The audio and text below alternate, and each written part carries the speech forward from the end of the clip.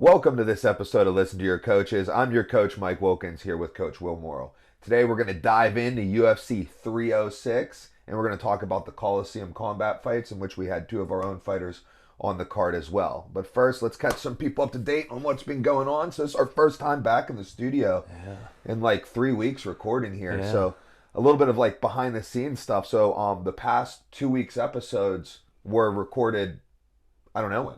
Yeah, Like, you know, a while back. so we do things like, I really prefer when, we record for the release because some things have happened that we get to talk about, such as UFC 306 and, especially our fighters fighting. But, sometimes we're unable to do that.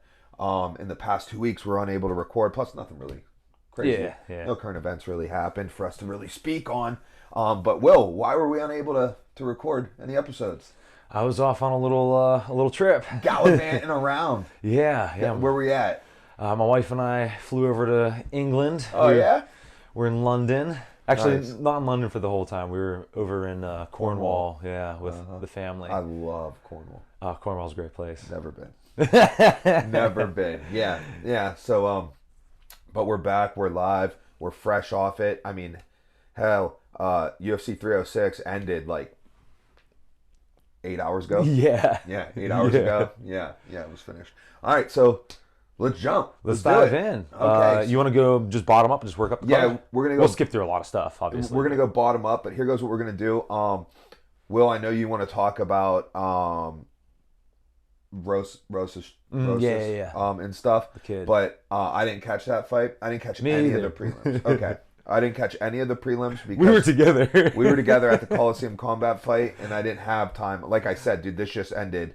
The main event at UFC 306 concluded 8 hours ago. Yeah. And, I had to have some type of sleep. I got kids to take care of and Yeah. stuff too. So no time to run back and try to rewatch those prelims. So, but got the whole main card in. Yeah. So we're ready to rock on it. All right, so give us some of your thoughts. So, really all I have to say about it is just how impressive it is that the kid's, 18, 19? Yeah. And he's, making a splash in the UFC, I believe he made his UFC debut while in high school. Yeah, how Would you nuts imagine is how that? cool that would be? That'd be so cool, dude. Like, you're in high school and, they're like, oh, you're in the UFC. They're like, what'd you do this weekend? And, all the other kids are like, oh, I played Fortnite, and I don't know. Yeah.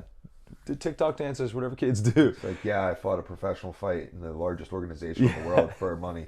Well, that is so funny because, a lot of kids, nowadays, and I've heard of, people who are, the generation below me talking about, when they were in high school, you ask, a high school football player, what do you want to do? It's like, I want to go to the NFL. Right. Right? And, some kids are like, I want to be in the UFC. Yeah. Right? He's like, oh, yeah, I'm there. Yeah, Imagine being dude. in high school and in the NFL also. Dude, you it's know so what I nuts. mean? I mean, just imagine, again, you go away for the weekend, you come back with your friends, and one of your friends is like, dude, I fought a grown man. Even outside of the UFC, you'd be like, yo, that's crazy. You know what I mean? Yeah. Then you elevate it to the highest level. Yeah, it's like I fought a grown man who's also a professional Right, fighter. yeah, it's nuts. Yeah. But the other funny thing about it is, so, being in high school or even in my friends' cases, being in your 30s, Yeah. you'll just make up words. Right, yeah. How funny is it that kid has his little made up word and Yeah. it just screams it So it's made to up. audience. Yeah, I guess it's just he and his boy, it's just something they say, in the same way that, Oh, that's funny. Yeah, you got some of those words too. for sure. Yeah. Okay, that's cool. Because, I'd see the Instagram posts about it or whatever, and I'd just be like, wait, what is this? And then you'd look in the comments, and there's all these people just, oh, this kid's so cringe, blah, blah, blah, whatever. And it's he's literally a child. Yeah. And I think it's hilarious that, Yeah. because that's what I would do if I was in high school. Yeah, for sure. Oh, that's so funny. Anyways, that's pretty much all I got to say about him. He's impressive. Should we just skip over the prelims entirely? Yeah, we're just going to jump to prelims. I mean, what are we going to talk about? I didn't see any of the fights, so I can't really weigh in on any in-depth opinions upon that. So let's jump to the main card. So, wow. First fight of the night for the main card. What a banger. Dude, it was a crazy Rodriguez and Osborne. Yeah, dude. So these flyweights, man, they're crazy. So it comes out, right? Osborne cracks him, drops him, knocks him out. He was knocked out. Yeah, dude. He was that fight could have been stopped, no argument. Exactly. He was flashed out. Uh-huh. You know what I and mean? he got hit right on the chin. He was... Yeah. He got dropped, but he got flashed out on a ground and right, pound yeah. too. Battles back through a triangle. right, in that triangle for like 2 minutes, dude, and then Mm-hmm. ends up, battling back through it. What would you have scored that round? Is that not a 10-8 round in your scoring criteria? Is it because the other person was able to battle back? Like, because, like, for example, let's say, like, let's say it was like a 3-minute round, so the round ends while he's still in the triangle. That's a 10-8 round. Yeah, man. I don't know. It's I mean, what could be more 10-8? So, like, again, now we're going to argue the last 2 minutes he started working it to a 10-9. But, like, you know what I mean? Like, if I told you, okay, here goes a round, dude gets dropped, then he gets flash KO'd on the ground, and the ref lets it go, and then he spends the rest of the time inside of a submission and and that's it. That's all that happened in the round.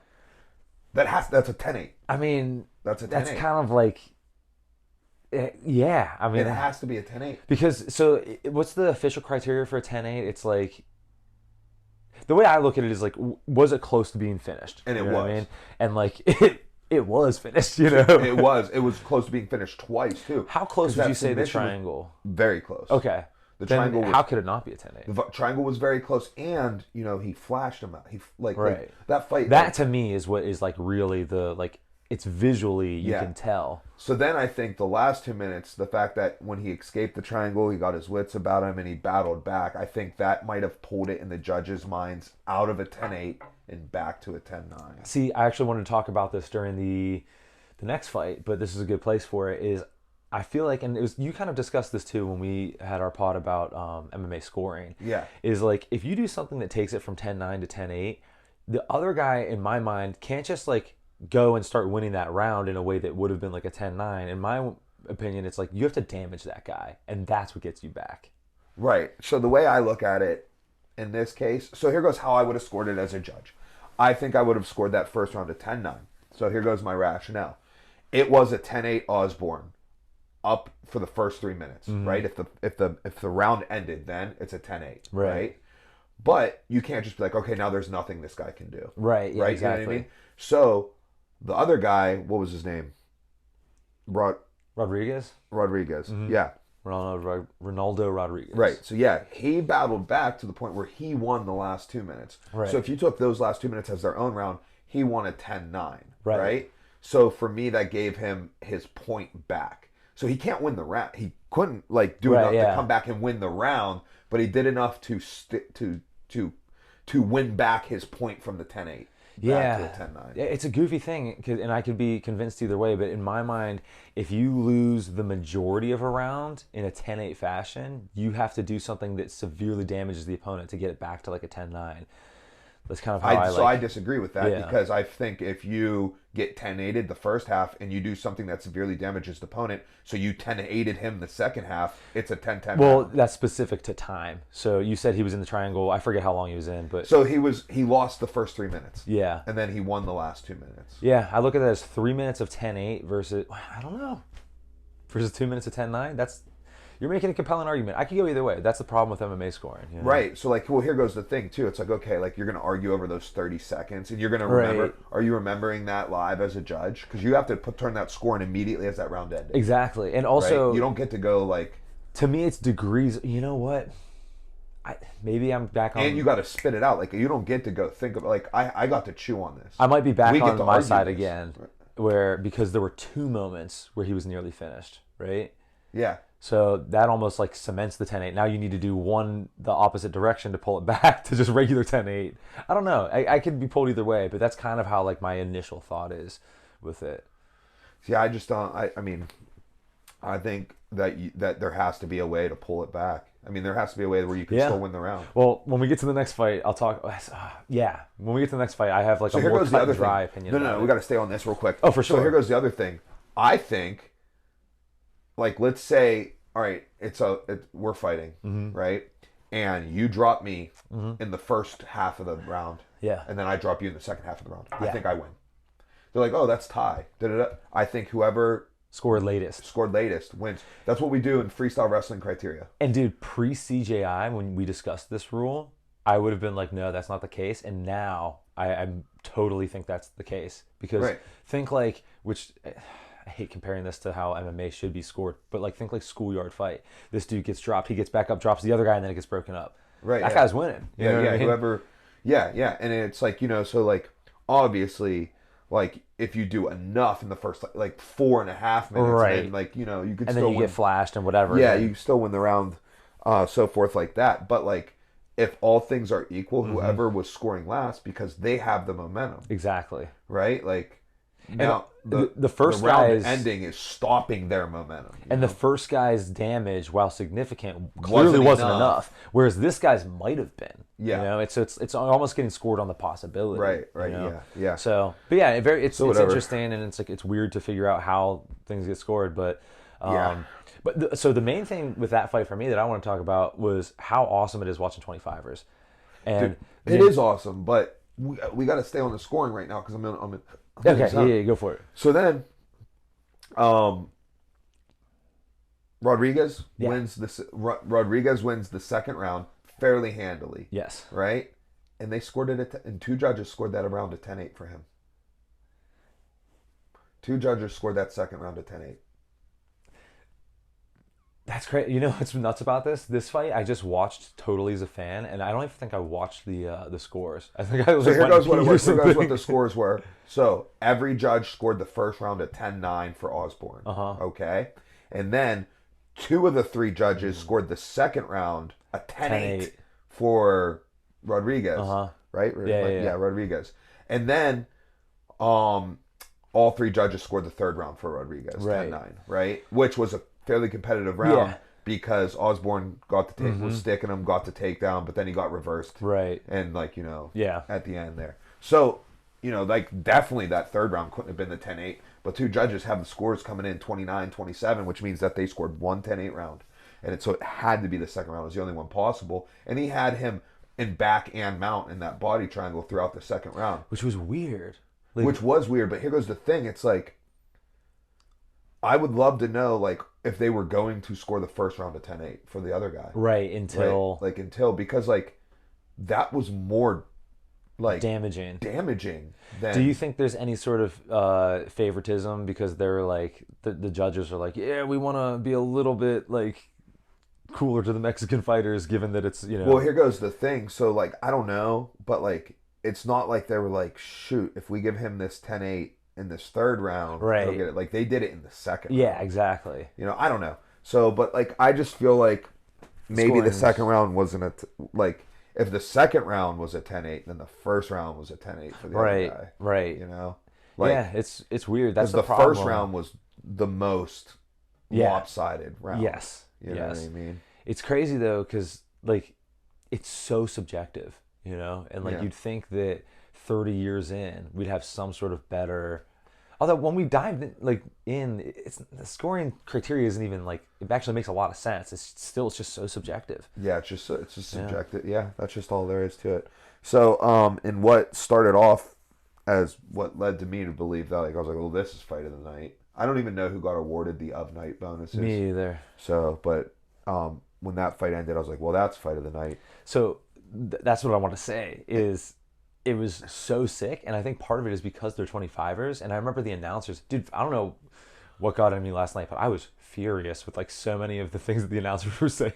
But like they were like, "Oh yeah, like these guys are gonna be so tired," and I was like, "They're 25ers, dude. He's gonna get right back up and be awesome." I would like to talk about the commentation real quick.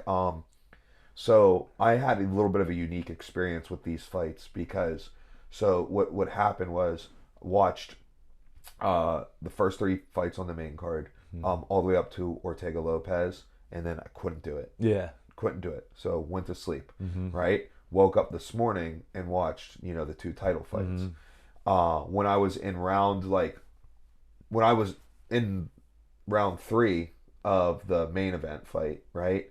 Katie woke up and she was going to want to rewatch them, so I didn't want it to so I watched it on mute. Oh, interesting. Okay. Right, so I got the first two rounds with commentary and the last three rounds muted, just watching it like that fight. I think the commentators were fairly on. It didn't like bother me that much. Yeah. Well, I mean, I didn't get bothered by the commentary in any of the fights because, like, I don't know.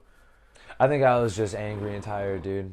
Here goes another thing, like, dude, like I'm a huge Daniel Cormier fan. Huge Daniel Cormier fan. He's still a high school wrestling coach. He was a great wrestler. I love wrestling. He's a great like flag Talker. bearer for the Yeah, wrestlers. yeah. You know what I mean? Completely great. Sometimes, dude, he's so corny. Bro, that's part of what I like about him. Also, he'll say like really technical things about wrestling, and he'll say things about jiu-jitsu, and I'm just like, I heard him saying some stuff about elbows last night, and I was like, yeah. And then I was thinking, I was like, yeah, that's so like blatant to me. Like it's like being like if like I was talking to you and I'd be like, oh yeah, and that right there is the letter A, right, and because of that, that's where you get the mass. right, The mass, the dawn sound. Yeah. Because the letter A, that's right there. Like, it's like, yeah, dude, we're all like, yeah. Okay. So like that's how I felt about the way he was talking about like this elbow or something. Right. And I was like, yeah. And then I was like, oh, you know, like probably the majority of the audience, like that is informative to them, Dude. you know? So it's like, oh yeah, that's not for me. So that's how I felt about, you know how, so what made Joe Rogan like really influential and important in early MMA when he was, you know, started commentating was that he was someone who spoke for a living, right? And he could be entertaining, but he also understood jiu-jitsu, you know what I mean? And so like he could kind of explain the intricacies of what's going on. And like everyone knows that he has like this crazy bias towards the, I'm gonna make sure I phrase this properly, like so okay, if you're technically good at jiu-jitsu, it's kind of magic, right? Like you can literally be smaller and beat someone up who's bigger, right? Yes. You can, you know, submit someone off your back. You know what I Yes. mean? Like when jiu-jitsu works, it's magic. But we all Right. know in the modern age, jiu-jitsu off your back doesn't really work very much. You know It's what I not mean? as It's just so low the percentage. magic has gone away because too many people know the tricks. Exactly. Yes. You Yes. know? Exactly. And he still commentates in a way as if the magic's real. So like in the Shevchenko fight, like Grasso was throwing up some submissions, and he was. My brother. Yes. Yes. We'll wait on that. Let's talk Dude. about what did we just get through? Oh, we only have one in. Okay. Okay, so let's we're blast moving through on. the second one. Which this one had to get fight of the night. Rubovich and Zellhuber. Yeah. Dude, Had to get I fight of the loved night. it. It was tremendous. It was so good. I want them to rematch. I would not be mad at that. First off, they had crazy records. The Argentinian was Argentine. 14-1. Yeah. The Argentine. Yeah, I think that's what that's- you would say with those with like. I believe so. Yeah, that's someone's an Argentine person. I think Oh, okay. maybe it's Argentinian. I feel like Argentinian sounds a little more right, but like that's just me making shit up. I don't know nothing about that. I could very well be wrong. And then the Mexican, he was 15-1, and I was like, yo, these dudes are combined 29-2. I was like, this is amazing, Crazy. Yeah, because whenever I saw, because the Argentinian was he was the B side, so he was walked out Right. first. So when he's getting announced and they got his tail, the tape underneath, it's like 14-1. I was like, oh shoot, this might be a rough one for this other dude. The other dude's record came with 15-1. I was like, oh my god, Dude, yeah, the I matchmaking was like, was how do I tremendous on that. like? So here's the thing, like, I think I'm getting back into watching the UFC. yeah, I dude, think it's I'm sick. getting back. Like I just like don't like watching it. Like I think my bitterness is going away. I seriously do. Yes. Like I was like last night I was like, man, I was like, this is awesome. So I looked at this card on paper and like didn't recognize a fair amount of people, and like I just wasn't fired up about it. And then after watching it, I was like, that was pretty sick. Yeah, it was a pretty sick card. Yeah. All right, so I mean, this So, was yeah, right. all striking. It was all striking. What's cool about this is you get this kind of classic matchup of like the rangy, sniper distance maintenance versus the power puncher. You know what I mean? And for a while, Zellhuber was like doing great, man. He was jabbing and posting and then creating dilemmas where is he going to jab or hit that long slappy three, and managing distance pretty well. Occupying that space in the air with his hands. It was like really impressive, and like that's the kind of stuff I really like. And just obviously had great success with it early. And then was it the second round where now I'm forgetting, where Zellhuber dropped him with the elbow and then got beat up? No, that was the third round. That was the third round? That was the third round. Man, so that third round was nuts. And this is the one where I wanted to have to talk about awesome. what makes it 10-8, right? So Yeah, so let's talk about it. The only reason I don't think it was a 10-8 round, and I believe it was scored 10-9 for Rybovich. Yeah, it was. Which I think is the correct reason, is because They split the first 2 rounds, and then Yeah. Rybovich, and then for sure he won that Yes, third round. absolutely. For sure. The question is it 10-8 or 10-9? And the reason Yeah. why I think it's 10-9 is because, he got got dropped dropped. with that elbow. So that, to me, 10-8, you know what I mean, for Zellhuber. But then he starts losing, and then that kind of brings it, back. And then, obviously, got put in a 10-8 situation himself, and I'm like, oh, that really brings it back. Like, See, I don't even know if I would have scored it at 10-8 without that draw. really? Yeah, I mean, like, Yeah, that's true. He never went down. So he never here's went what's, down. what's Like screwy. he was getting Pieced worked. up, and he was kind of out on his feet at times. And there But he have kept been refs. moving. There have been refs who have stopped fights like around then. So I'm like, So his fight was unstoppable.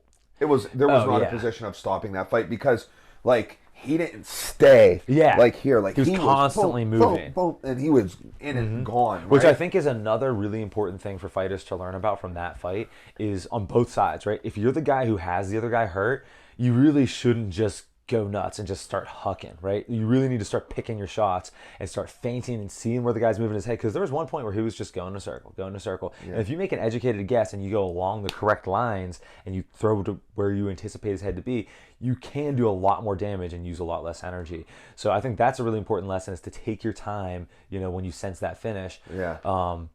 Man, that just reminds me of when I was boxing one time. I had this kid hurt, and same thing. Oh, he just running, got clinched up, and now he's no longer hurt. But anyways, and on the other side of things is like just moving your head works. You Yeah. know what I mean? Like, even if it's not the most intelligent movement, just moving your head is infinitely better than not moving your head. Yeah, for sure. And yeah, I think that's just an important lesson for on both sides of that. Overall, just tremendous fight. I enjoyed it. Yeah, great fight. I mean, I got to give that one fight of the night as far as my perspective. I agree, and I think the rematch would be great. And if they don't, I'm very excited to watch both of those guys.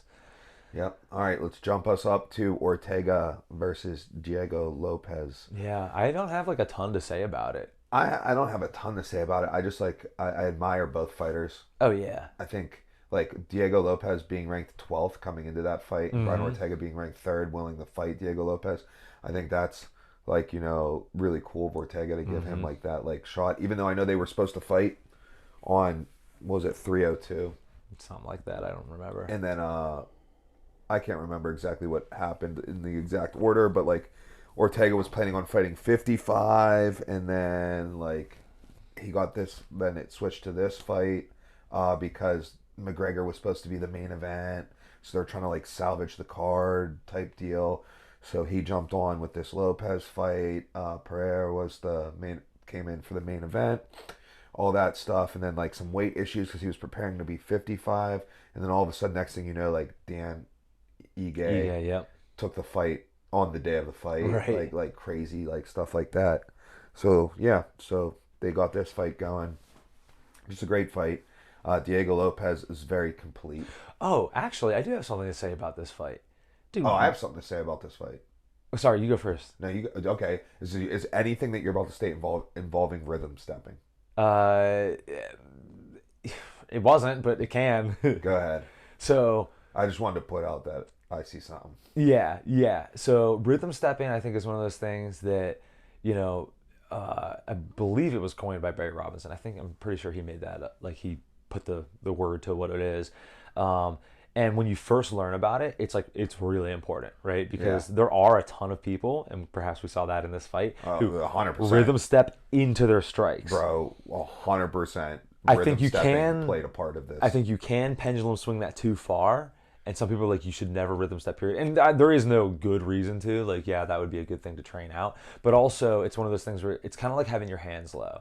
And it's like, if you were the first guy who realized having your hands up here makes it a lot easier to defend than having them down here, it's like, this is life-changing. But at the same time, you don't always have to have your hands high. You know what I mean? It's situational. So I think when someone's way out of range, I don't think it matters really that much. I agree, but there was when rhythm stepping in range, and it honestly, I think it decided the fight. I agree. Hold on, I have one more thing to say about that. Is if you're rhythm stepping here and you don't always attack, now it almost becomes a weird dilemma. You know what I mean? I still don't think it's a good reason to do it, but I just to kind of provide counter. Well, there was a lot of rhythm stepping without an attack. Right, but how many times was there an attack without a rhythm step? That's the real 0. thing. Yeah, exactly. So you know if he doesn't rhythm maybe step, like 1 or 2. yeah, Like, but if he doesn't rhythm step, then you're safe. It's like that. It can't be that binary. Otherwise, the rhythm step is what separated the fight 100%, because all those kicks dude. that blew up Ortega's shin, were off of his rhythm step. And think about it. If you bring your feet together and then bring them apart, you're putting them back pretty much the same place every time, and you're going into that kick, Yeah. and from movement, you're not checking. 100%. I just talked about how the pendulum swung too far, but 100% you're right. The rhythm step was what decided that. Yeah. Yeah.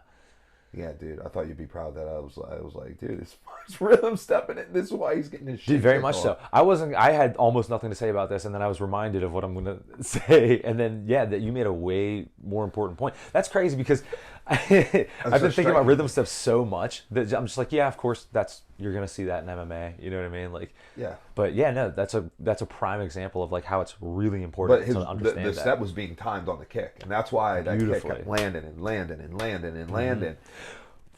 Go ahead. And that's why the fight went the way it went, because he was so damaged. Exactly. Right? Without that damage, this fight's way more 100%. Because Diego Lopez got tired. Yeah. You know? And like Brian Ortega is very good everywhere. Dude, yes. But he's like when you got a bum wheel for literally, okay, so they fought a 15-minute fight. His shin blew up around minute 4 of round 1. Right. So you're fighting 70%, an approximate 70% of the fight on a bum wheel. You know? It's not going to happen. Yeah. Yeah. Yeah. You're going to race 70% of the race with a blown tire. Like, come on, man. So, okay. 2 things. One, that was another thing that I think it must have been Rogan who said it, is they were talking about, I forget which fight it was, but they were like, oh yeah, so-and-so kicks above the knee still. Like, I can't believe there's still people doing that. And I was just like, oh my God. Like, the calf kick is just magical. There's so many issues with it too, and like shin damage from the kicker if you don't know what you're doing, and also like it's almost easier to defend in some ways if you know what you're doing. Right. It just bothers me that like they're like, oh yeah, like that's like it's an irrelevant technique to kick above the knee. It doesn't bother me that they're saying that, because you got to look at it from the other side. I want the world to think that. Yeah, you're right. Everyone go and just kick calves now, and you'll be good. Yeah. Also, it's like, dude, look at, who would you say is the best low kicker in MMA in like this current time? In current time? Yeah. Oh, I don't know. Would you say it's far off of me to say it's Gaethje? Oh, no, I wouldn't say it's far off, no. Does Gaethje throw the majority of his kicks coming way down above the knee? Yeah. Yeah, exactly. Like, it's a super valuable technique. Yeah. And a lot safer in a lot of ways. Again, I have nothing against the calf kick. It's awesome. Like, when I think of, like, people, like, Gaethje is definitely a terrifying leg kicker. Jose Aldo. Yep. Terrifying leg kicker. Yep. Right? Yeah. Like it's going to change the course. There's low kicks where you're just like, oh, that wouldn't be comfortable, you know, but like you could fight through it. And then there's low kickers like that where you're like, this is going to change the fight, you know? And yeah, just to discount that, it's like, it's so infuriating. And just to be like so binary about it. Like, above the knee, not good anymore. Below the knee, that's how we do it now. It's like, dude, it's situational and there's reasons to do both. But anyways, the only other thing I had to talk about with this fight, why did he keep touching his neck? Did you see that? Oh my gosh, yeah. Yeah, I picked up on that. I picked up on it before the before John Anik said something. Yeah, I was like, hey, have you seen this? And she's like, no, what? And I'm like, he just keeps like going like this. And then John Anik said it twice. And the second time he's like, maybe I'm reading into this too much. I was like, no, you're not, dude. That's weird. Like, did anybody even talk about it after? Like, have you heard anything No. about it? No. It was he kept going, oh. And I was like, my first thought was like, oh, he must have got punched in the neck, and he's like, oh, like trying to like straighten out his apple. You know, you ever like had a guillotine that wasn't really on right, and it like kind of smushes it, and you're like, ooh, you know what I mean? No. Or like gotten punched weird. No. And your like neck feels off. That's happened to me before. Never. No.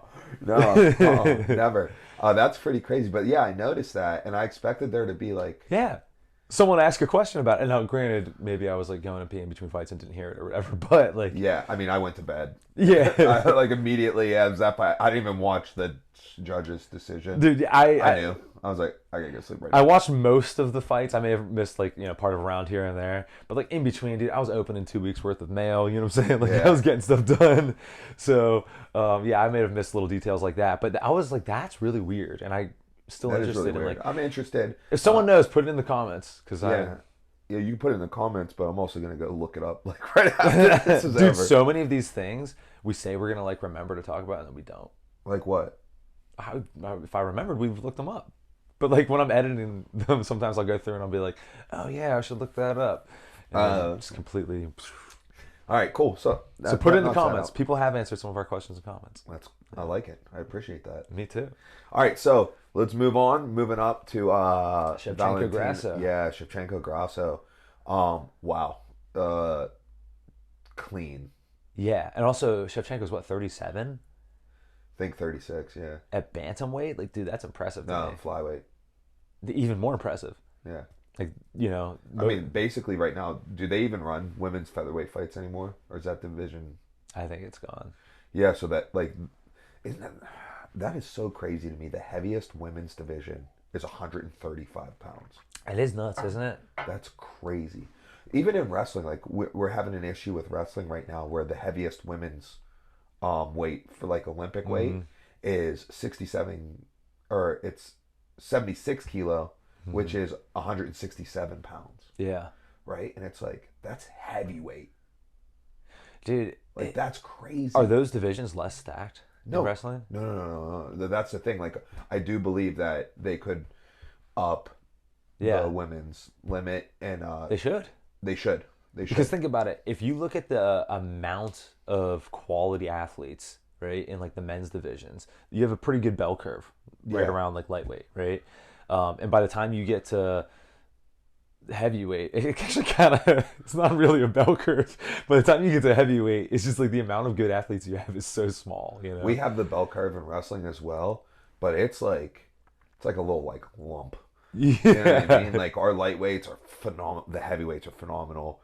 Definitely the middle tier is definitely like a level above, but it's not crazy. See, in MMA, In MMA, it's fucking. I'm gonna try to do it backwards. Crazy. It's because it's like the flyweights are really good. Like the flyweights are great, and it kind of sort of does get better up at like 155 just because they can have more power and such.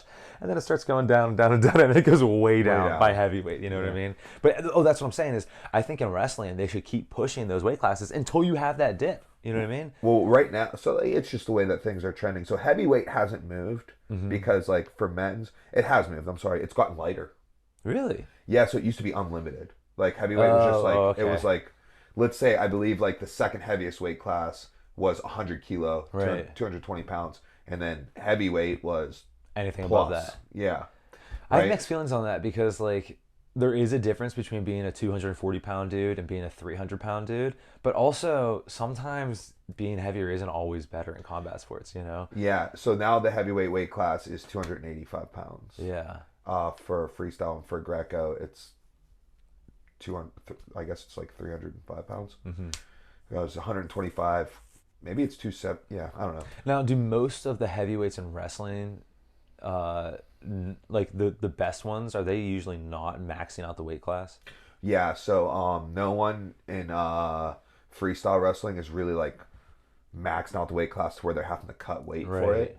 But in Greco, and there is a rumor. So men's freestyle heavyweight is 125 kilos, which I believe is like 285 pounds. It's either 275 or 285, right? Right. Whereas Greco is 130 kilo. And it's like, why do they have different weight classes? And it's literally because of one person, Mijan Lopez, the Cuban. Because Is he the guy who got he's been in 6 Olympics. He's been in 6 Olympics. In '04, he took 5th, right? You got to think, like, he had to be really young. Yeah. He took 5th in '04. He won it in '08, 12, 16, 20/21, and 24. So nuts. Dude, yeah. It's so nuts. And do you know, since 2016, he stopped wrestling in anything but the Olympics.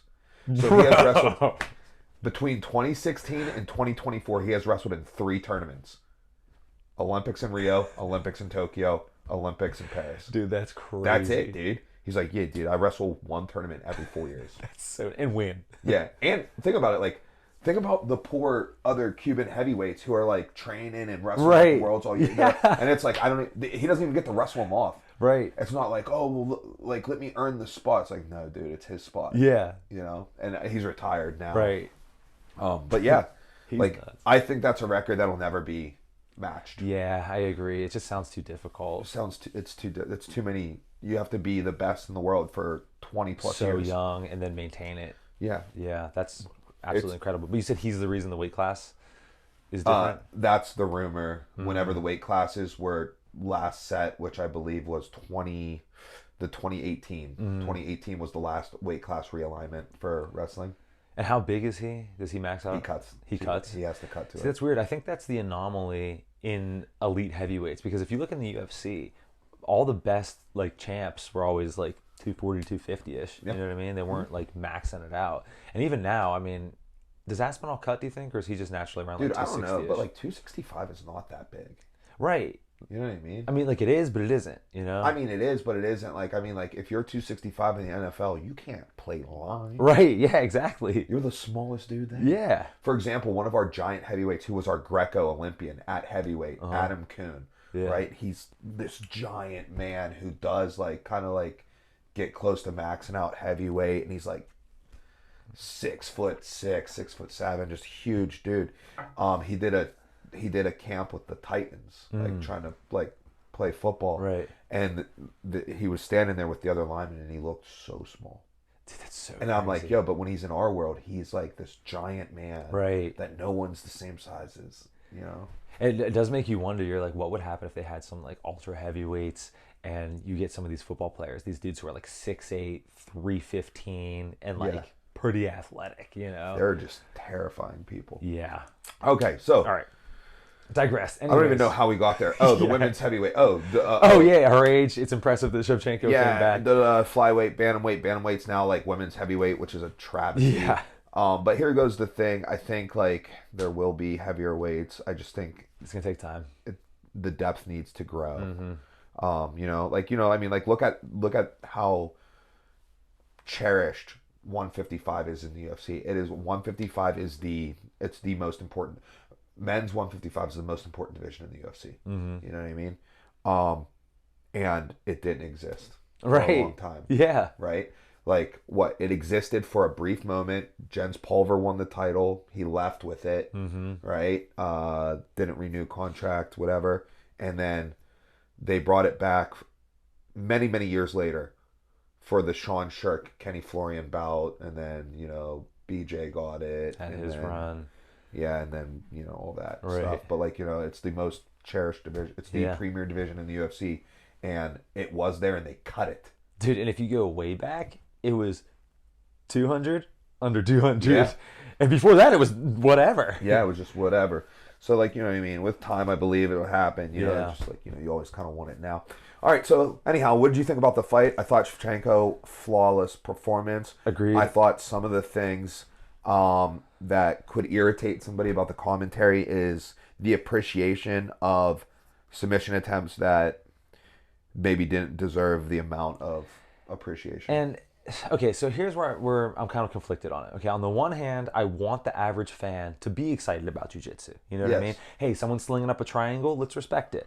But on the other hand, I don't know how much of it is like Joe Rogan sensationalizing, like, oh, she's throwing up an arm bar. And like, I'm seeing Shevchenko chilling there. She's like kind of stacked. Her elbow's like pretty much out. Like, Yeah. I'm just, in my mind, I'm like, there's no, like, if I was there was cornering at no point in time Shevchenko, in that fight where I was like, oh! Like, even you know what I mean? I the was like, triangle that's not Kimura, on. I was like, No. she's not. No, Like, it's just not. And I think that because Shevchenko looked so like relaxed in those situations, me knowing what I know about fighters, I was like, if I was cornering Shevchenko right now, I would not be worried. Yeah. I'd be like, okay, yeah, just like work out of this. It's Yeah, just, yeah. I wasn't worried about any of those submission attempts. Although, I do want to give credit to Grasso for attempting submissions. for sure. Right? Like, I do appreciate that. But the commentary did make them seem like they're a little bit more valuable than they actually were. Like the first two rounds, I remember like DC and Rogan, like they basically made it seem like Grasso won, and I was like, "What are you talking about, dude?" Like, Yeah, like she lost every round. yeah, She lost every round. But yeah, her takedowns were just dude, great. timed so well, So great timing. so powerful. Does she remind you of anybody with those takedowns? The timing of them and the power of them. Bro, Okay. 100%. Like, Are you gonna say GSP? 100%. Yeah. 100% like dude, like if you did like side by sides, like split screen, like boom boom boom, you'd be like, whoa. I There's no shot in hell that at least her coach didn't go study a bunch of GSP.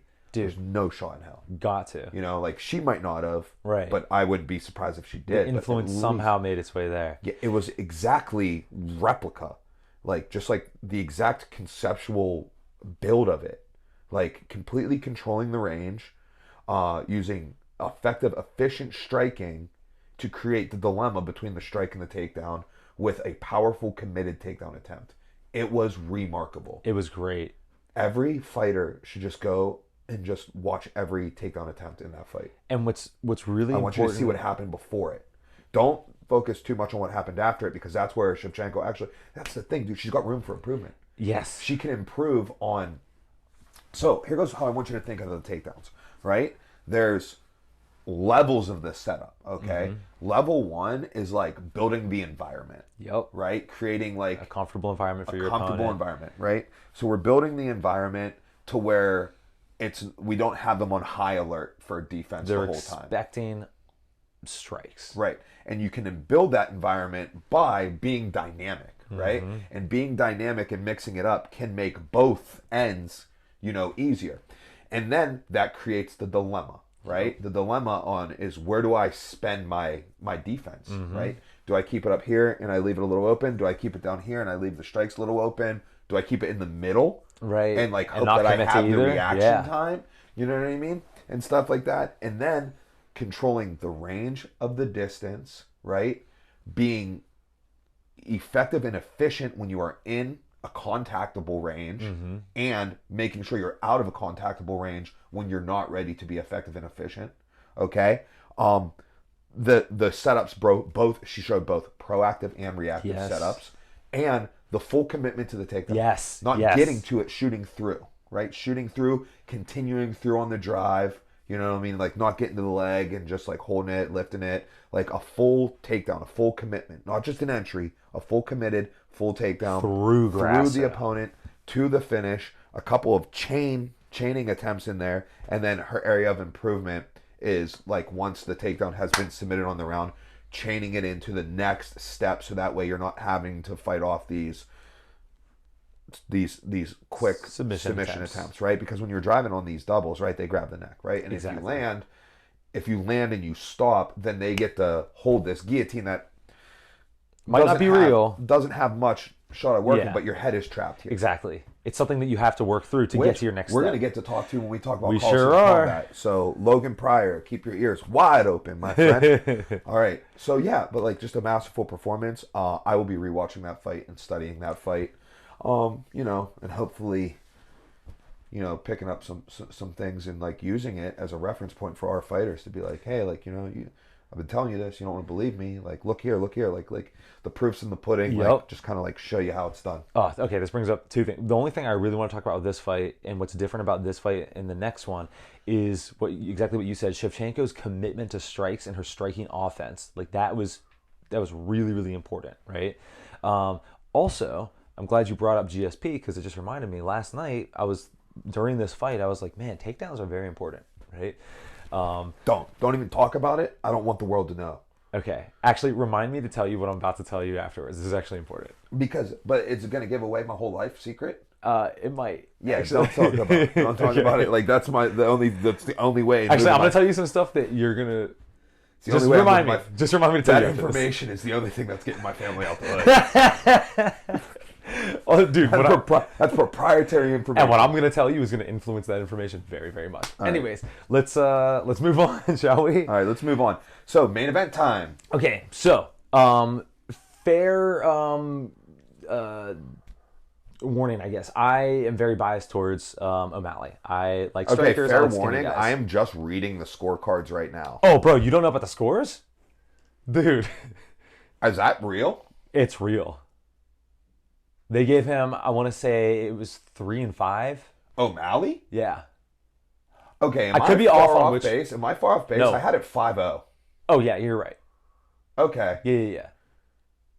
That's remarkable to me. Yeah. 3. If you're looking If you're looking to do some charity work. Now, 3. maybe. I don't know, dude. You know what? I could see 3 and 5 if you like are really blinded by the light. So that's the thing. When I'm a big fan of O'Malley, I get blinded the other direction because I expect greatness. You know what I mean? So like when I see someone who I really respect their skills not really able to do the things that I think they're capable of, I'm just like, oh, you lost. Even if that's not necessarily the case. And that's the whole John Jones effect, right? Like why people think some of these fights he lost because he was in a competitive fight. Right. Like, oh my God, because you can't believe someone was competitive. Exactly. You know? So, and sometimes you see what you're looking for. So anyways, yeah, those I think are pretty off. But at least Merab won, and he clearly did win.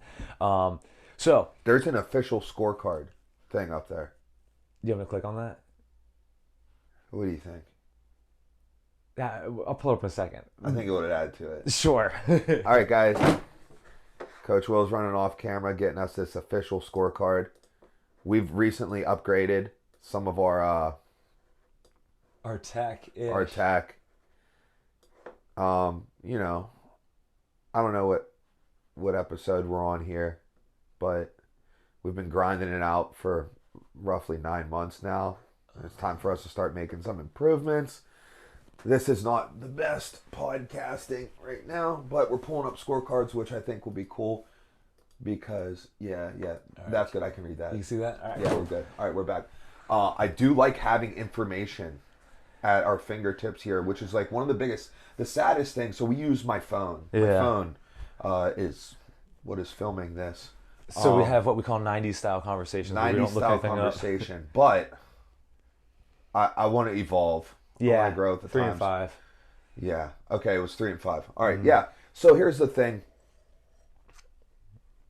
I had it 5-0. Me too.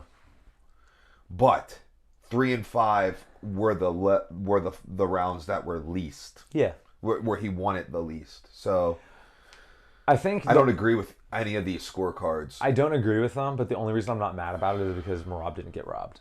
You know, if he got robbed, I think that's why. Furious. I think that's why. But I'm like, at least they got him winning. Whatever, it doesn't matter. Right. Like when you look at the record in however many years, you're gonna be like, oh, Merab by unanimous decision. Can you do me a? Can we? Yeah. Let's talk about this, but then maybe can we pull up the first fight scorecard? Yeah, they're right up above it. Okay. Yeah. All right. Cool. All right. So, go ahead. Okay, so really the only thing I had to talk about with this fight is what Merab did really well is he creates the dilemma between what we talked about before, striking and grappling, right? And if you completely disregard his striking, he will throw at you, right? Right. And if you strike back or if you only defend the striking, he will take you down, right? Yeah. What I think started to become really, really apparent, like, I don't know, 2-3 rounds in, is a lot of his like what he does just movement wise is he punches the air. He occupies that space. That space, which is that's good. I think yes and no. Yes. Listen. Yes and yes. I would. Here goes. Look at this table. Look at this. It's mine. I took over the neutral ground. All right. Now I occupy. This is the land of Mike. Don't come past that. Right? I'm occupying this neutral space. You don't get it. I get it. You have less space. The only thing I was going to say was I think that had he allowed O'Malley to strike more, he potentially would have got more takedowns. But also, like, on the counter side of that, do you really want to allow O'Malley to strike at you? You know what I mean? I mean, I would get, he got plenty of takedowns. Yeah. I would rather not risk it in that sense. I think, Merab can become more clean. That's kind of what I'm getting at. Shevchenko-like. You know? That's kind of what I'm getting at. Is I think that more effective striking would make his takedowns better. That's not really a bad thing I'm saying about him. I think it's a room for improvement. The bad thing I'm going to say about Merab and what I think O'Malley didn't figure out was every time O'Malley feinted, Merab went straight back one step. And that was it. Yeah. And obviously you have to respect O'Malley's striking, right? He just puts people out. So, to disengage, I think is a good choice. But every time he disengaged, it was straight back one time. And when did we see Sean land? Is when he would feint something, whether it was a teep and step through, or he would feint a jab and slide out and throw something else. It was always this follow-up strike. I think if he would have started blitzing more, which again opens you up to takedowns, so you have to be careful. And, obviously I'm Monday morning quarterback in this. But I think had he have done more, feint, throw, and step forward, he would have had a lot more success. And I think that's the one place where Merab has a hole, is that his primary defense is one step back.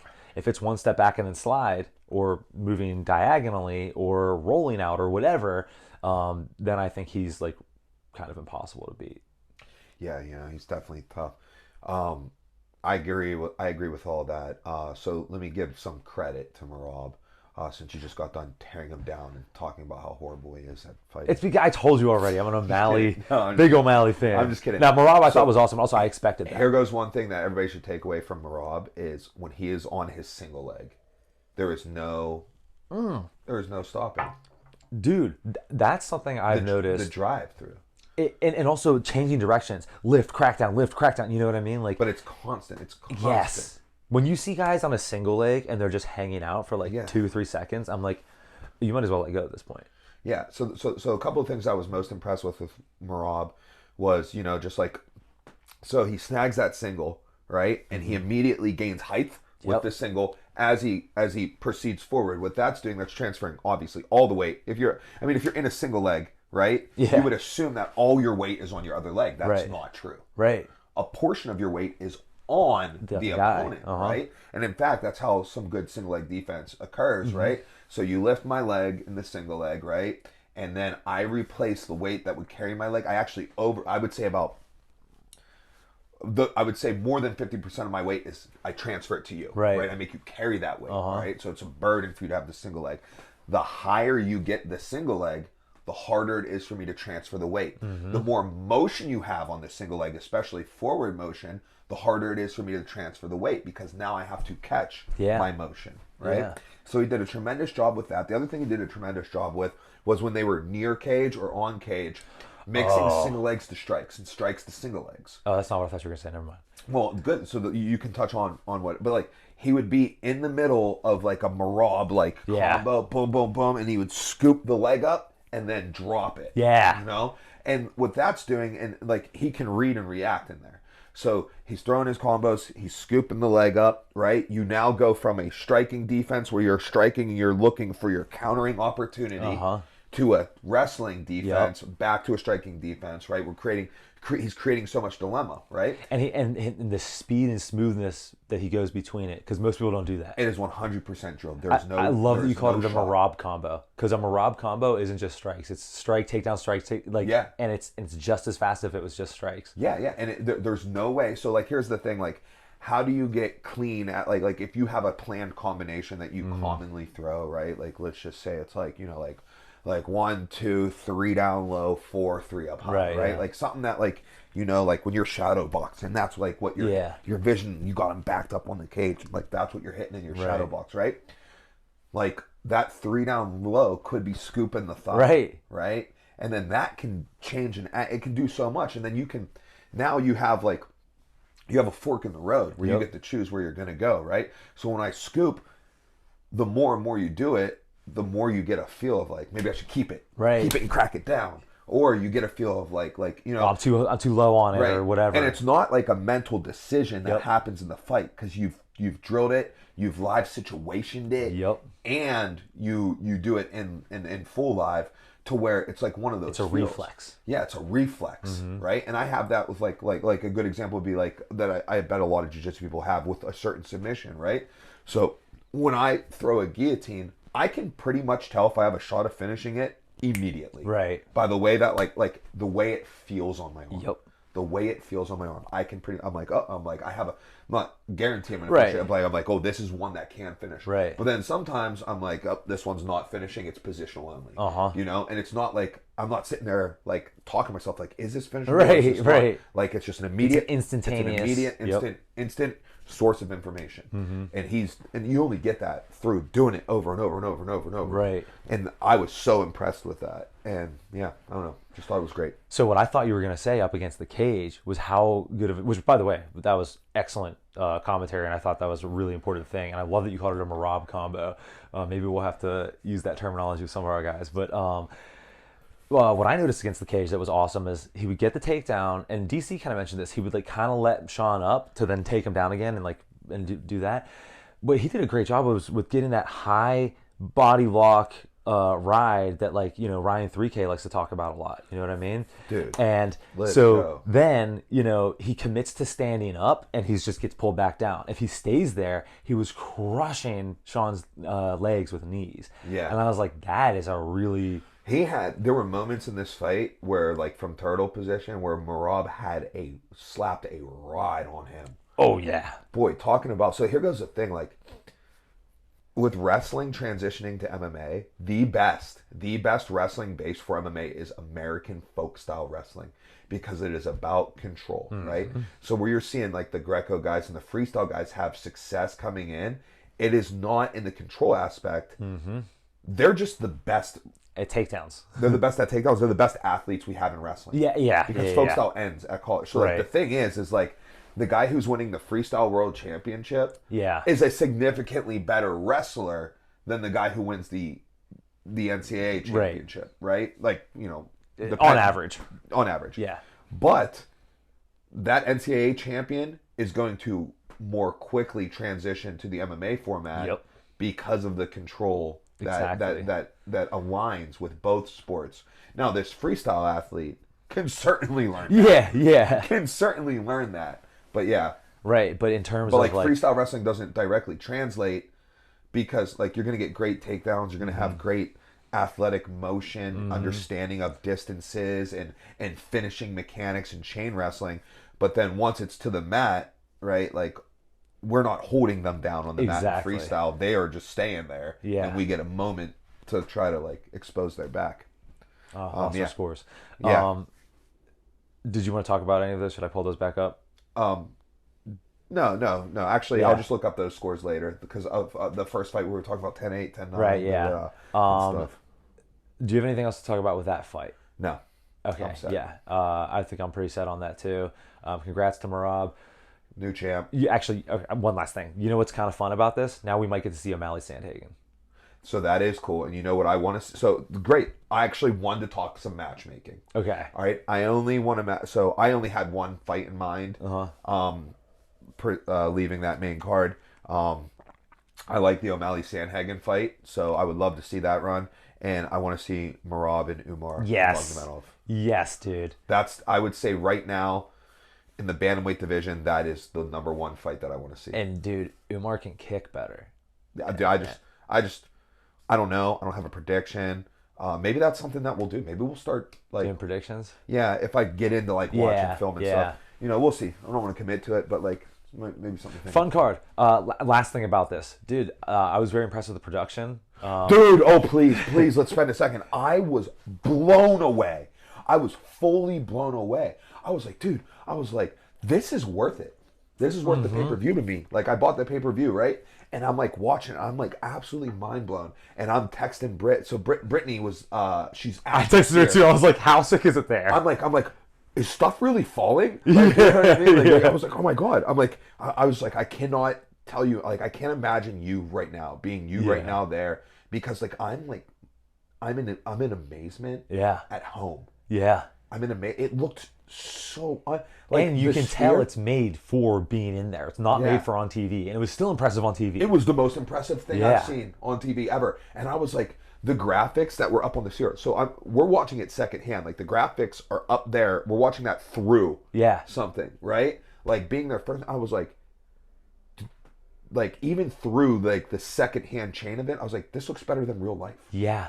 Like, And what when they're you're putting on the immersed in sphere, it. like you can't like it looks better than real life. So you know why it was like extra? This is kind of like where it was better for me. You know why? Why? I'm using your logic on this. That's a story for another time. I was a good expecting. story. That's a good story. I was expecting. I don't know why. Maybe I'd seen like a video from something else, or maybe I just. It doesn't matter. I was expecting like PPG paints, like a dome or like a regular arena, and then a dome that was the screen, not a theater with a full. So I was like, oh my god, this is. I was insane. expecting it to be like a full like dome as well. Not No. like What I'm saying, yeah, like crowd 360. that's what I expected. Got too. you. Yeah. Okay. yeah, well, yeah. then we both enjoyed it. Dude, the I same loved amount. it the way it was. I thought it was incredible. I think, dude, it's actually changing. It might change my opinion on some arenas. So I once fought in like an amphitheater style arena at the Rivers Casino, where the river was on one side, so the whole crowd Right, is on one side. is like on like like Yeah, it's a 180 degree crowd. yeah 180 degree crowd, 180 degree backdrop. I was like anti that because could you imagine putting like think about the Shriner Center, right? Like putting a cage like On stage. or like because I was thinking about it for a jiu-jitsu match, Right. like putting it up on the stage and how like that might So be weird, but it might not be weird. that's interesting. I fought at Giant Casino. Oh my god, what's it called? Foxwoods. Foxwoods. Yeah. Know more about your life than you do. That's true. And that's what they did. They put the ring on the stage, and I didn't even consider that to be an option until I showed up, and I was like, what? And like, Was it sick? it was kind of cool. Yeah. Okay. Yeah. Cool. All right. So yeah. Something to think about. something to think about. All right. So let's move it on. Production was sick. Production was so sick. I know Dana was like one time only, dude. I really want them to use that. They will. They have to, right? They'll go back. It was incredible. Yeah, it was incredible. It was so good. I do know that like I heard the cheapest ticket was $2,800. Yeah, it's going to be expensive, but they'll definitely go back. One of our students went for a $3,200 ticket. You heard about it? Wait, you're not talking about Britt? No. Oh, because did you see where Britt was sitting? She sent me a picture. I was like, oh my god, that's like perfect seats. Well, she was there with UFC, so they hooked her up with like seats like with she's with the UFC fighters type thing, you know. There was one of our students was there. Oh really? Like paid. That's sick. Yeah, I'm like, damn, dude, you balling. Hey, I can't do that. good for you. Yeah. All right, cool. So that's UFC 306. Let's jump into the Coliseum Combat. We'll talk a little update on the Stout PGH MMA fight team. Last night we had two of our own step into the cage in Monroeville, Pennsylvania at the All-American Fieldhouse. Started off with Brian Hess, who was also the opening fight of the night. You guys are probably familiar with Brian. Brian's a very solid blue belt at the gym, and he made his debut just July 13th in Cleveland, Ohio. His fight lasted all of 16 seconds in that fight, where he had 6 unanswered strikes, unopposed strikes, and then jumped the guillotine. Yep. And finished. So 16 And seconds. at 170. Oh, and up at 170. So, this is amazing. Yeah. This is amazing. So that fight, like, now you guys heard about it. I'm just going to quick backdrop it. I messed up, and I thought he was going to be a 55er, right? Especially so in Ohio, they do day of weigh-ins, so you weigh in at, like, noon, and then you fight that night. In PA, it seems more common than not that you get day before weigh-ins because you weigh in with the pros. So a lot of these, like, you have basically different weight classes, right? So most fighters on our roster, if they're day of, like, let's say you're day of, you're a 155er, well, day before you're a 145er, right? And then you have some people who are kind of like tweeners, like Luke Martin's a 45er wherever, like, if he has to weigh in that day or the night before, Right. The same thing. he can make 45 for day of, and he's not going 35 the day before. So he's 45er, and hopefully he never weighs in day of again. That would be ideal. So anyhow, Brian, I put him in at 55, and he was like, "Oh, cool, this will be an easy cut because I've been leaving practice at 153," and I was like, "What?" I was like, "Oh," and I was like, "You should be fighting 145," and he goes, "Yeah, I thought I was going to do that," and I was like, "Listen, I got you this fight at 155. Why don't you just take one for the team?" Yeah, yeah. Like, take one for the team. So anyhow, he takes for the team, and his opponent comes in way overweight. Yep. So we have this phone call. Again, I spoke about this before, but Brian's like, I get a call from Nicole, and she's like, "Hey, his opponent's missing weight by a lot. What do you want to do?" Like, and I'm like, "Man, he's supposed to be at 45. I already got him giving up all this weight." Da, da, da. I'm like, let me talk to him and feel it out. So I call Brian. I'm gonna feel it out, and I'll be like, "Okay, here goes your options. Like, you're already supposed to be a 45, or this dude's like 165." I'm like, in order for this fight to happen, you have to miss weight as well. Yeah. Because in Ohio, you can't accept it. But if you weigh 156, you're in the 170 pound weight class, right? And whatever. And like, I didn't even get to like explain it fully. And he was like, "Okay." He was like, "So I just start drinking now?" And I was like, "Yeah." And he was like, "Boom." And he was like, "Yeah, we're fighting." So he fights at 170, crushes this dude. Yeah. I get him this fight It's at 145, right? So he makes 145. This is a day before weigh-in, though. Yeah. But 145, goes out there, what, like 3 punches? Something like that. So he's now thrown 9 strikes in his Yeah. life. 9 strikes in his life. Takes him down, immediately cross side, gets a head and arm position, drives it to the mount, and then drops the hip, finishes the head arm triangle from the mount. I don't have the official time, but I recall them saying 40 seconds. Either way, if you add both his fights together, he has fought for less than a minute. Unreal. So, yeah, really good performance. I mean, like, there's not much more to say about it. You got anything to say about it? Make sure if you watch back that stream that you watch his little hat. Oh, yeah. So he wears a Hello Kitty kit, and he has the Hello Kitty Crocs, the shorts, a shirt, and he has this, like, hat thing with, like, paws, and, like, I don't know if he squeezes and ears. And the ears go like this when he, like, squeezes, like the things that would cover your ears. Then, they droop down, he holds them, he goes, boop, boop, and the ears go like, dude, it's so dumb. Oh, gosh. Oh, that's hilarious. Congrats, Brian. That was Congrats, good. Brian. Good win. All right, so then we're going to move on to Logan Pryor. So Logan has had quite a string of bad luck. Yes. Right? Logan made his debut. We were having trouble getting Logan a fight a few years, like a year or so back. And we got to the point where it was like, dude. So he ended up making his amateur debut versus a Division I wrestler who already had a 2-1 record. Yeah. Right? Normally, like, if you're making your amateur debut, you are also fighting someone who is making a debut, or maybe they're 1-0, maybe they're 0-1, maybe they're 0-2. Certainly not 2 wins. And certainly not against a D1 wrestler, too. Right, yeah. So Logan goes out there, fights like a dog, and loses a fairly close split decision. Personally, I thought he won with knees to the body, but... Yeah, I did have it. It was close. So there you go. Like, close enough split decision that we're actually split on it. I thought he lost 2 rounds to 1, right? But still, like, you leave that fight super proud. Yeah. You're like, wow, dude, like, that was great, blah, blah, blah. Then his second fight, he is winning the fight. Yep. And on one of his takedowns, they clash heads, and it cuts him, right? And they stop the fight for the cut, right? So, boom. And that should be a no contest because it's caused by a foul. But they scored it for a loss, and we were like some stuff was going on, and we weren't like gonna combat it. It's an amateur fight. I was like, okay, being 0-1-1 versus 0-2, I was like, honestly, being 0-2 is just gonna help you get like an easier fight, right? You know what I mean? And then you can start to build yourself back and get more cage time and more experience. Exactly. So then in his third fight, he's in a competitive match, and his opponent's like throwing a combination, and Logan's covered up on the cage waiting for his moment, and the fight gets stopped, right? A little bit of both there, right? Certainly an early stoppage, but shouldn't have been stopped, but a learning moment. Like, you can't settle there, especially as an amateur, because they're not going to give you as much time because you're an amateur and they're looking to protect you. Exactly. So fights get stopped quick, as I think we all agree they should. Right? Like a pro fight, like, should probably have more, like, you should try to keep these amateurs safer. Exactly. So he ends up starting off his career 0-3. Right. So last night we got a fight, 145 pounds. Man, he looked awesome. He comes out, concise striking to the point, followed the game plan. The game plan was a takedown every round. That was the game plan. Blowing through on double legs. Through on double legs. Just like great drive, blowing through.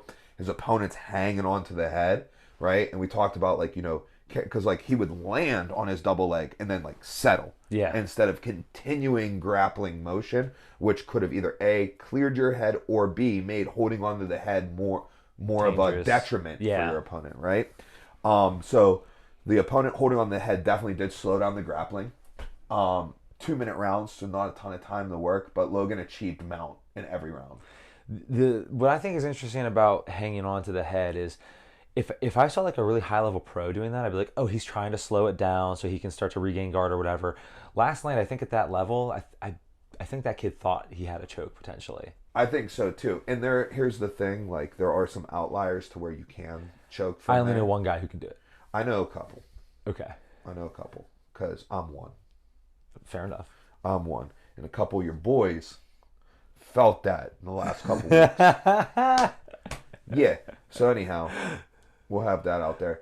But like also you can use it positionally, but like it was just being held on to for the wrong purposes, which definitely slowed down Logan's grappling in this instance. But he was still able to get multiple guard passes and achieve mount in each. He went for an arm lock at the end of the first, which was a really good attempt, an efficient use of it, because it's like I was like, Logan, there's 15 seconds left. You're in mount. You don't have time to because the goal was to take the back and submit from the back. So we don't have time to run through the gift wrap motion to get to the back. I was like, you've won the round. You've won the round. I was like, go for an arm lock. He slung it. Didn't work out. Didn't matter. Won the round. Second round, a little bit of wash, rinse, repeat. But we spent a little bit more time striking, a little bit less time grappling. So the goal going into the third round, I wanted to take down quicker. Yeah, have more time. I'm like, I just need you. Like, you're doing fine striking. Like, you're winning striking exchanges up until this moment.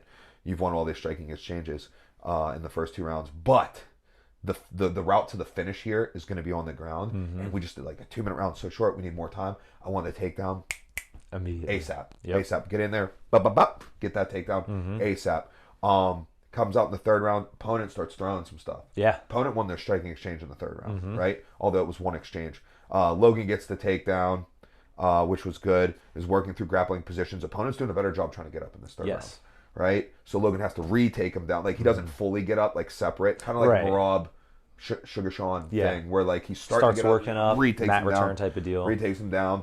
Opponent almost had a reversal at one point in time, but Logan wrestled through the position. Very solid 30-27, won all 3 rounds. Victory, hard earned. The other thing is, like, Logan has just had horrible luck. Yeah, dude. Not just like, you've heard all the horrible luck that he's had in fighting. The first fight, horrible luck in the fact that you can't get like the right kind of matchup for a debut. Yeah.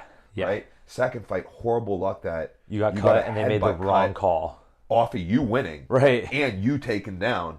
And it just got like kind of like, and then bad luck in like, it got stopped early. You weren't hurt. Yeah. Should have been moving, but whatever. But even further so, he got his shoulder dislocated in a throw in the gym. He got his nose broken 2 weeks ago. So his fight camp got cut short 2 weeks. Nose broken. I'm like, listen, dude. It is what it is. Like, I'm like, on this one, I was like, you got to fight. Yeah. You got to fight this one. I'm like, too much bad luck. Like, let's just, it wasn't a terrible break. It wasn't like shattered. I was like, we're just going to suck this one up and we're going to fight with a broken nose, and cuts, like, you know what I mean? Just bad luck. And like, honestly, like, knock on wood with injuries and stuff, but the amount of injuries that we have had in the training room in the year 2024 on the fight team, Logan accounts for like 80% of it. You know what I mean? Yeah, dude. It's like Austin Warman got his nose put on the other side of his face. And then the rest of it's Logan. Yeah, dude. The rest of it's Logan. That and Tim getting kicked in the nuts every other day. Oh, I don't know about that. Oh, bro, Tim's nuts are a fucking magnet for strikes. That's a deficiency. That's a deficiency.